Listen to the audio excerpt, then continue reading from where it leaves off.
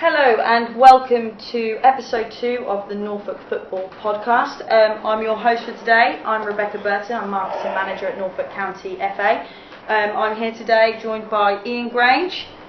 Hello. Facilities Investment and Development Manager. The Chairman, of course. Good afternoon, Rebecca. Sorry. And I'm also joined by Rachel Cossey, our newest member of the football development team as our inclusion officer. We also have Bryn here from the marketing department, just in case we have any technological issues. Okay, so today's episode is to run through the Chairman's Bulletin, so our monthly mail out that goes to all club secretaries and chairs, which gives an update on all of Norfolk football, the news from all of our departments. We thought it would be a good opportunity to go through this via the podcast as a different way for you guys to digest that information. So we're going to make our way through it, as well as go through some bits about the strategy with Ian and talk about Rachel's new role with her as well. So let's get going. Chairman, it's been a good month again. Oh, excellent. Yeah, it's been a very good, positive month again. Some great ideas come through, especially with the podcast, the first one, which I've been informed there was a great response to, so that was good. Well done to the pair of you, Bryn and Rebecca, for that. Do you want to start with the strategy, the part you were going to start with? So the first part of the bulletin in the September edition was for the strategy. So we have Ian here today, along with the chairman who presented it to the FA. Ian, can you tell us a little bit about the new strategy, Norfolk Football for All, and what our plans are for the next 3 years? Yeah, so it was a piece of work that we started to develop early in the spring or early in the summer of this year, and we've been working internally and externally to ultimately develop our priorities for the next 3 years, through to 2021. And really it's a strategy that will encompass our vision for football, which, as you said, is Norfolk Football for All. And I think underpinning that is really it's around how do we support the traditional game, and that's a massive priority for us, but at the same time it's how can we grow the game in other areas. So looking at the non-traditional elements of the game, and formats such as walking football. At the same time, how can we take the brand of football and appeal to other different communities and representation. So that's really what it's about. At the same time, developing the infrastructure of the game locally and continuing to govern the game, which is integral again to what we do. A lot of people will pick up on the bold aim. Certainly the press did, and many people who will have read the strategy when we released it, of increasing football participation by 25%, and a figure of that is over 5,000. Is a bold aim, but achievable. Yeah, completely. I mean, the reality is that there's a lot of, whilst the two priorities, one is around retaining the traditional form of the game, absolutely that's a priority for us. At the same time, there are some real opportunities to grow the game in some specific areas locally where we're able to grow the game. So I reference walking football as a classic example where we know we've got an older population in the county. So how can we utilise football as a vehicle to engage older populations and groups where older people are part of, to get them involved in football and ultimately playing. And we feel that that's one example of an opportunity where we can really do some work. At the same time, we've had a lot of success early this year in relation to the Wildcats programme and engaging with girls aged 5 to 11, with big numbers initially coming through the programme. Again, how can we continue to engage with those girls and inspire them to play football and transition into club football and beyond? So there are real opportunities that we're looking to exploit, and opportunities where we're looking to ultimately get more people playing the game. Finally on that, another big target would be, which directly applies to you, would be delivering £5 million worth of facility projects. So that lies with you. We increased that. Yeah, no pressure there. I thought we were increasing that on the train going down. Yeah, I mean, look, facilities again are an integral part of what we're going to do, and if we're going to get more people playing, we need the facilities in order to be able to facilitate and host that activity. So projects, we've got projects in the pipeline now. Equally, we're aware of projects that will be developed in the near future. So it's around how can we work strategically to identify what are our priority projects, and then working to get them to the point where they're ready to try to access funding through the Football Foundation, and to the point where they're delivered. And yeah, it's a challenge, but equally at the same time, again, it's an opportunity to do some really good positive work, improving the existing infrastructure that we've got, and equally developing new opportunities to host football. Those are just some of the headline targets that we have, and should you wish to find out more about the strategy, you can go onto our website where everything is now hosted on the About section. You can also view the news story of the release of the strategy, which contains a supporting document filled with all of our headline targets for the next 3 years. Moving on, we'll try and get through most of this bulletin. It is quite a large one this month, and we are running short on time already. Thanks, Ian. Told you I talked a lot, didn't I? It's no change there. We'll go to the next part of the bulletin. The Chairman, you were recently at the Nest with Jackie Thornton, the photo that appears in there, because Community Sports Foundation, the charity arm of Norwich City Football Club, have become our official charity partner for the next 2 years. They have indeed, yeah, and look forward to working alongside the Community Sports Foundation, Ian and Jackie. They've got great aspiration for what goes on there. Their second project, or the second start, is now about a £9 million raise they've got to. I'd like to think we can contribute to it, not in a massive way, but hopefully that it will be something towards that, and we've already done that, which we were going to touch on later at the awards dinner, where we raised some money for that one. So yeah, no, it'll be good, and they're doing a fantastic job there, and redeveloping that site, which had been dormant for some numerous years. So that's a really good project going on there. Yeah, as the Chairman said, we will touch a little bit more on that later on as we approach the Volunteers Awards evening part. But we have made a contribution to them already, which will go.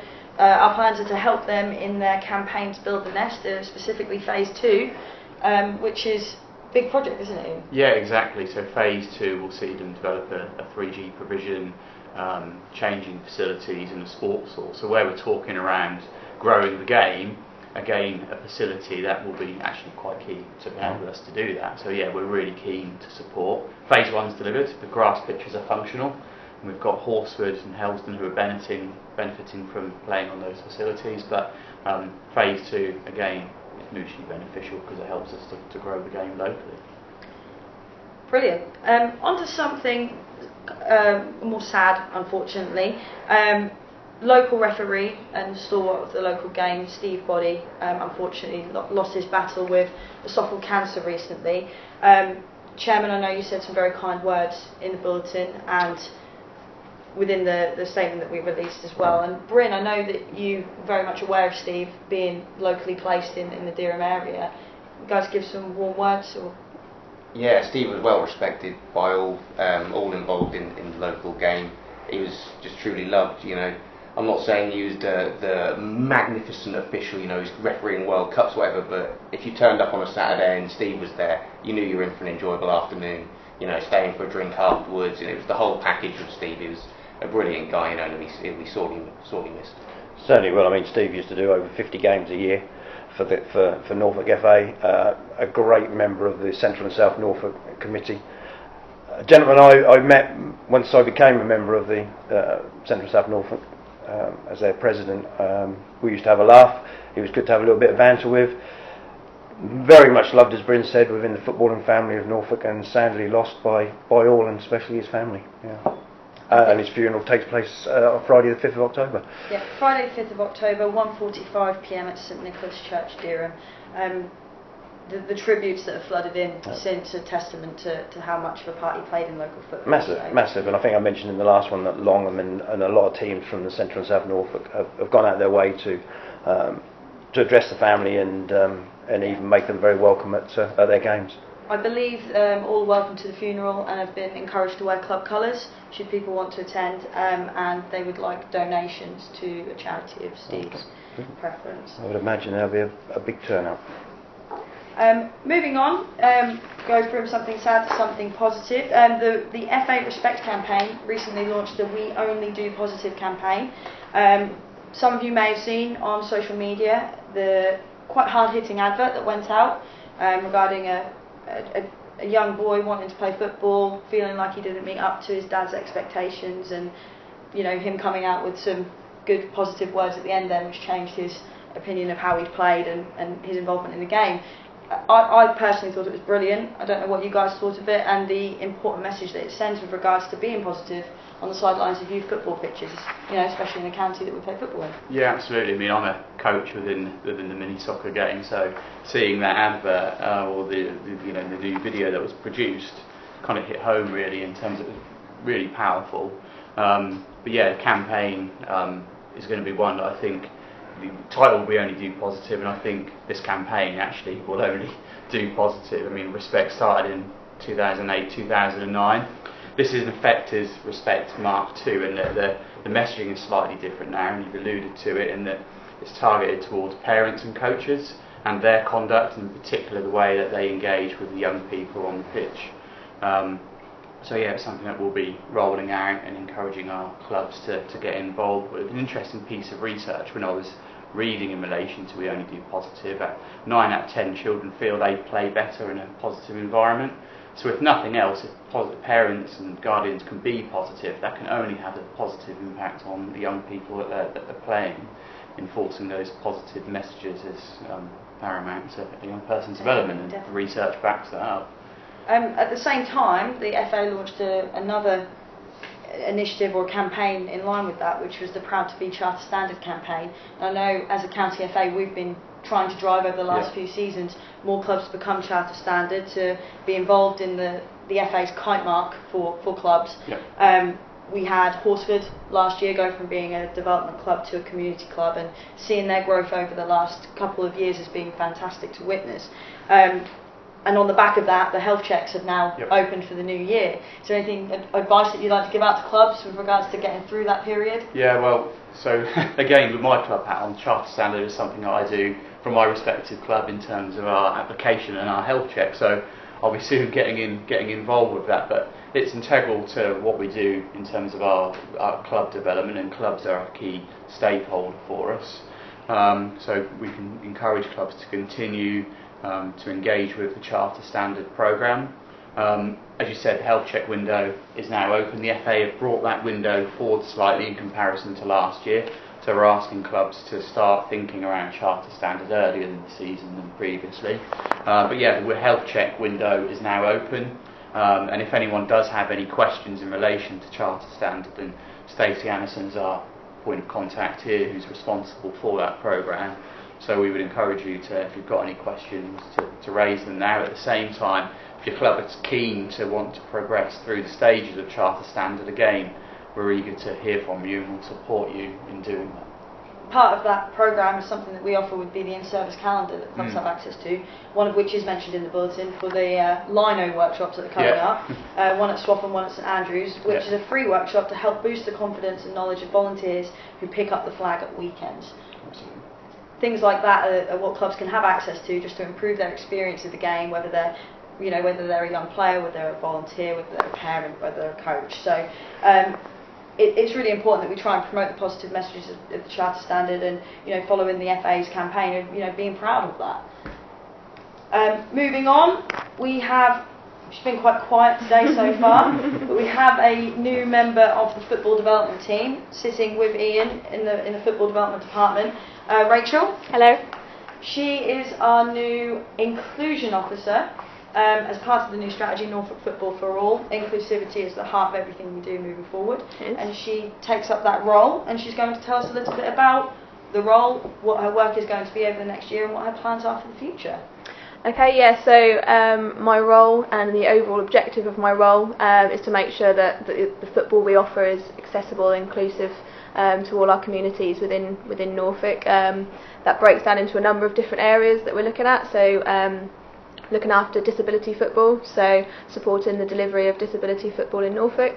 That's through our work with CSF, things like our further education, higher education institutions and charities, and ultimately getting our grassroots clubs to be delivering provisions of disability football as well, and increase the number of disability players playing football in Norfolk.